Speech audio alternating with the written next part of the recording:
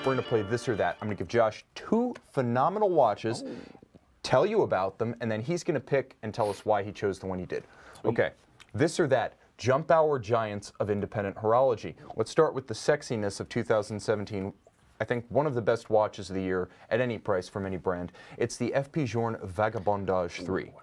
Okay, the V3, the third in its series that started in 2005. This is a watch that is actually fairly compact, about 45 millimeters from lug to lug, about 38 across the case, and only about 7.98 millimeters thick. This is a tonneau-shaped watch that has a dial-side power reserve, a jump hour, and here's the kicker, the first digital jumping seconds indication. That's right, it has a jump every second. Ooh. Now this is a watch available in rose gold or in platinum. This is a watch that is a world premiere. The caliber 1514 inside is made of 18-karat rose gold, and incidentally, the reverse side of this watch, showing that caliber 1514 in rose gold, is the only facet of the watch that features the name of the maker. A tradition started with the first Vagabondage in 2005. FP Journe is written nowhere on the face of the watch. You can't see the name of the maker unless you take the watch off. 40-hour power reserve with a dial-side power reserve indicator, beautifully finished with triple finish. You can see there's actually beautiful anglage on the edges of the bridges, there's Côte de Genève, there's a perlage on the base plate, and a free-sprung balance. This is a watch that is going to be made in 69 pieces in rose gold, 68 pieces in platinum, 54,500 US for the rose gold, about 56,500 US for the platinum. But what I've heard is that you need to own a Vagabondage II to take delivery new. That's the rumor. Or, you know, you have to be a substantial Journe owner in order to take delivery on these watches. Exactly. It's like owning the V12 Ferrari that lets you buy the next V12 Ferrari. Is that an official policy? I can't say, and neither will they, but it's heavily rumored. Okay, here's your alternative, and I got to admit my sentimental favorite. De Bethune DB28 Digitale. This is a watch that came out in 2014. It wasn't the first De Bethune jump hour, that was the DBS, but it is the most exquisite. This is a watch 45 millimeters by 11.6 millimeters thick with spectacular pivoting articulated lugs, and they have two different lug lengths that you specify from the factory when you order the watch, and you can have swapped out when you send it in for service. This allows this rather large watch to wear compact, and I can attest to that. Plus, it features jumping hour, scrolling minutes, and a 1,112-year three-dimensional spherical moon phase made of fired steel and blue and palladium. As if it could not get any better, everything you see on the dial that is blue is fired titanium with inset white gold stars, and a barley corn guilloche turned on a real rose lathe done the old-fashioned way. You can see the dial is not just about the jump display. Everything is sensational. And it has a caliber 2144 manual with a 5-day power reserve, twin barrels, an architecture that is in itself a work of art. And you'll also note a white gold and silicon balance that's both immune to changes in temperature and visually exquisite. Plus, note the triple parachute shock protection system, both sides of the balance bridge and the center over the balance staff.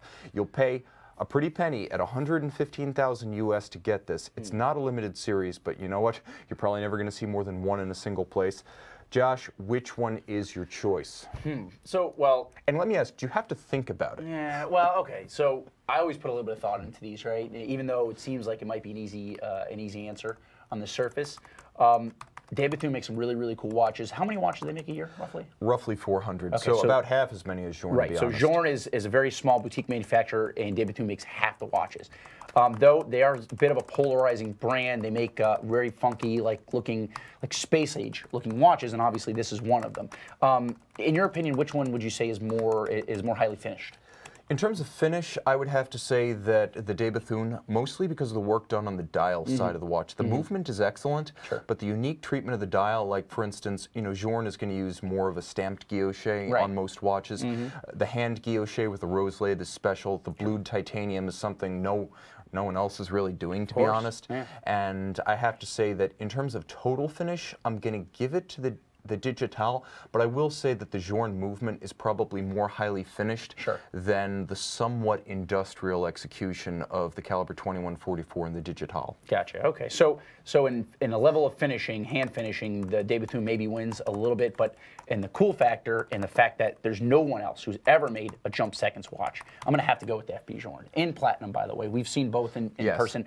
I've never seen the Digitale in person, though I have seen that case style from a De Bethune. It's really interesting. Doesn't really fit my wrist that well, though it doesn't mean that the watch is not fantastic. I would say there are things to recommend the Journe. First, it costs a lot less money. Yeah, I think it's an $82,000 retail roughly in there somewhere. Oh no, right? I think it's even less. I want to say it's like around 60. Yeah, I think platinum is a little bit higher, but yeah, I think you're right about that. So not a really expensive watch. I would even say the De Bethune probably costs twice as much. I'm not going to say it's very expensive because if the thing said Richard Mille on the dial, it would cost 4 times as much as what Journe's asking. Yeah, we're talking the difference. It goes from being the difference between buying like a nice BMW and buying like a small house. So I think the Journe is very nicely priced. Oh yes, relatively, absolutely. I'll also say this: with the Digitale, cover up the jump hour display, and it looks like a lot of other De Bethune DB25 and DB28 watches. Whereas with the Vagabondage, there's no other series from Journe that looks like that, except maybe the Elegant, and then only a fool would confuse them. Right, of course.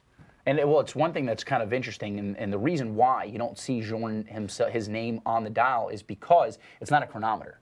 That's correct. That's the reason why. So and that's from the man himself. He let us know that, which is interesting. His standards are so high that even one of the coolest watches ever made by one of the coolest watchmakers ever, he won't put his name on the front. Yeah, because it doesn't meet his horological standards. So it's less common, it's unmistakable for anything else. It's a world premiere, it's priced better. My heart still says De Bethune, but make no mistake. We've got 1 heart voting for the De Bethune and 2 heads and 1 heart voting for the Journe, so I think the Journe takes it, guys. Yeah, and the other thing I want to add about the Journe, seeing one in person, it always looks like it's about a second away from breaking. It's like a nerve-wracking watch to watch. As the seconds jump, it's crazy. It looks like the countdown timer for like a steampunk bomb. That's the best way to describe it. That's exactly right.